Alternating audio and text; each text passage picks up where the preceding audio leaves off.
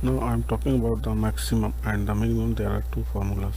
Maximum for the subject which has got the maximum marks, okay, and minimum for the minimum marks. See here the students, the Yahya, Ali, Yasir. Suppose the Yahya has the four subjects, then and English, Arabic, Science, Computer, and has getting the marks 95, 99, 70, and the 93. So just see here the one student which marks has the maximum marks. See here the Arabic, the 99 marks is the greatest among the all four, and the same minimum is the 70. He getting the 70 marks for the all subject. So how to write?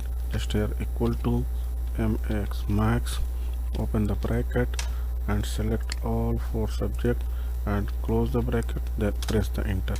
Same here, equal to for min minimum, small the bracket, open the bracket and select all four subject and close the bracket and the enter. See here the 99, here the 95, 99, 70 and the 93. Among these the 99 is the maximum, and here the 95, 99, 70, 93. So 70 is the minimum.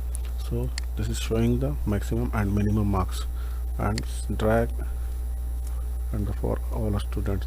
Or same like you can design and formatting the marks. So no problem, it's very easy.